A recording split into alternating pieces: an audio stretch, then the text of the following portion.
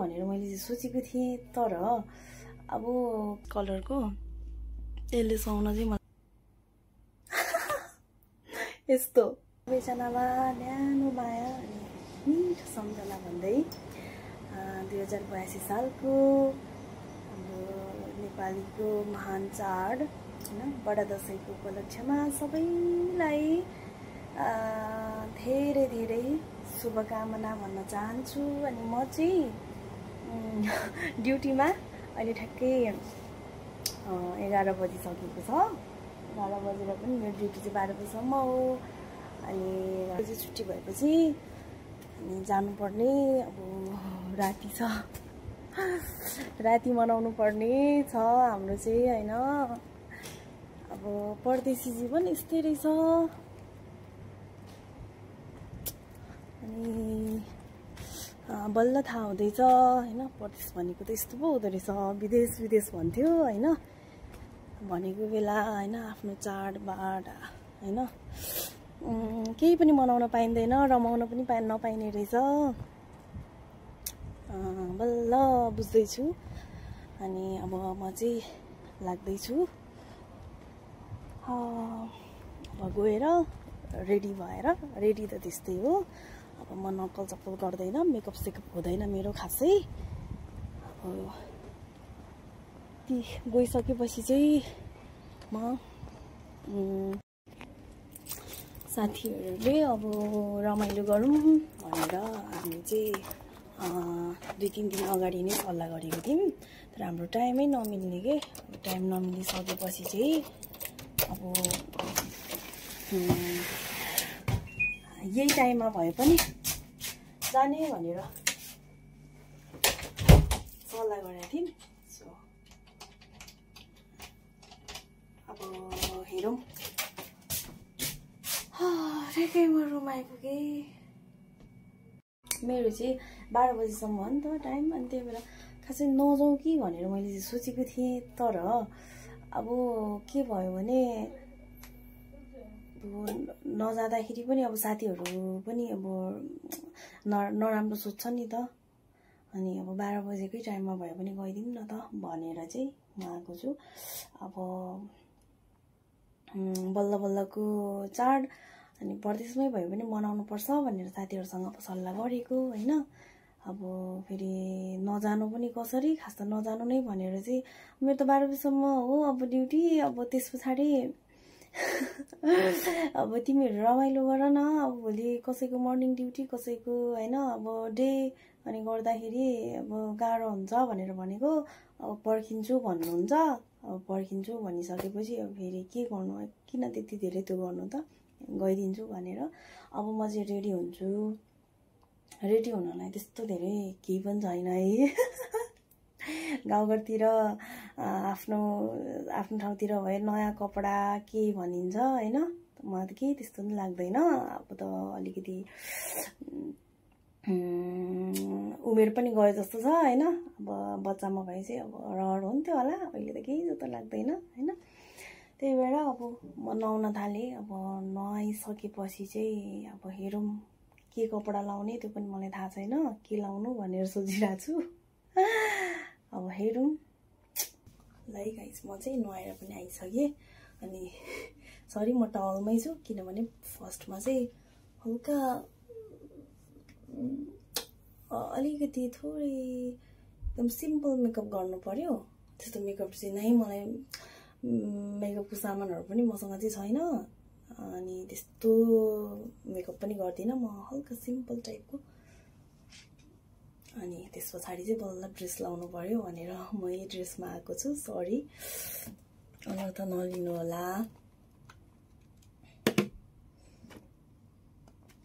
यो लगाउनु पर्यो मोइस्चराइजर फर्स्टमा।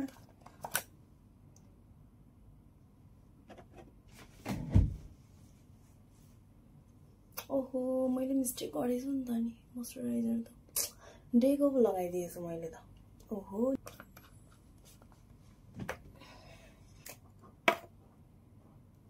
यो हल्का फाउन्डेसन फर्स्ट टाइम मैले किनेको, लगाउनु पर्यो कस्तो हुँदो रहेछ।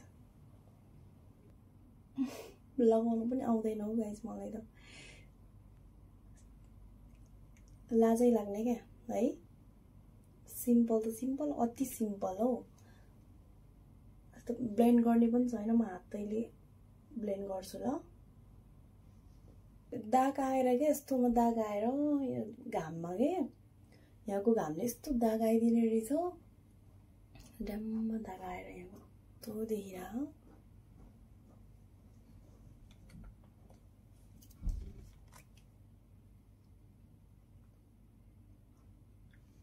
यो हैन यस्तो मजाले लाउनु पर्ने हो, तर म त्यसरी लाउँदिनँ। म थोरै मात्र लगाउँछु क्या, यस्तो हातमा लिन्छु, हातमा लिएर लगाउँछु क्या।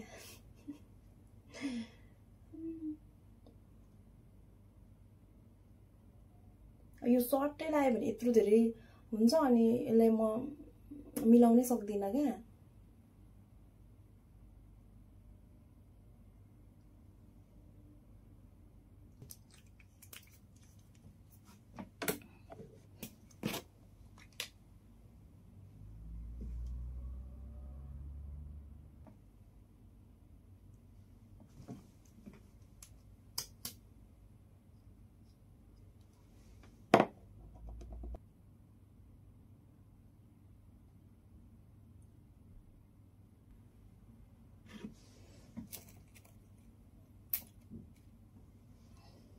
यो पनि लगाउनु पर्यो, कस्तो देखिन्छ। यस्तो लाउँदैन तर पनि कहिलेकाहीँ चाहिँ लगाइदिउँ न।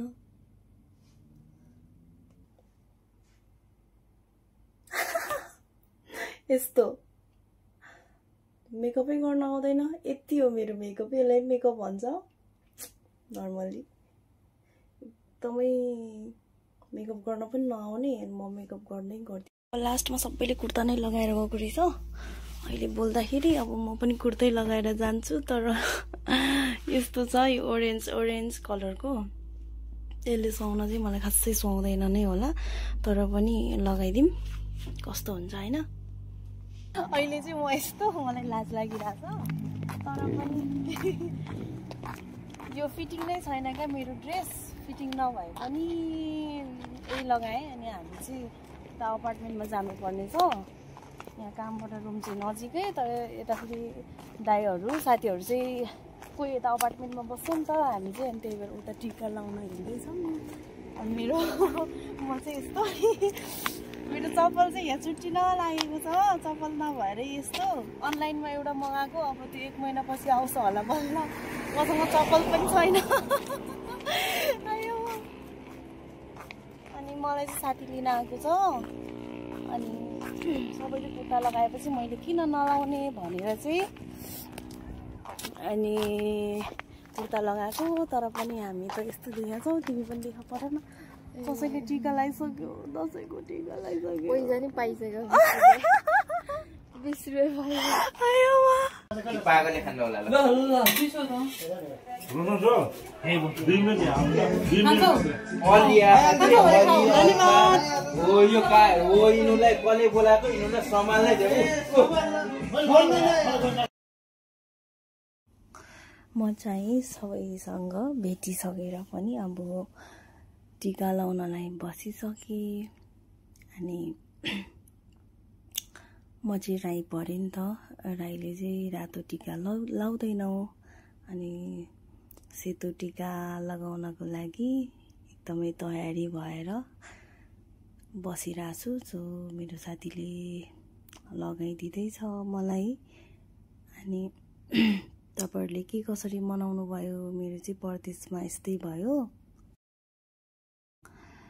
त्यसपछि मलाई चाहिँ दक्षिणाको कुरा गर्दै हुनुहुन्छ। अनि मलाई दक्षिणा चाहिँ पर्दैन। अनि यो परदेशमा यति टिका लाउनु र यति जमरा लाउनु म पर्फेक्ट गाइस के टाइम आफ्नो हुन चाहिँ मलाई सोच्नु पर्दैन। 2 मिनेट दाइ 2 सेकेन्ड इनुलाई बोलाएपछि काले आउँछ। फेरि एकछिन झुका त अगेन सिधा पेन बोल गर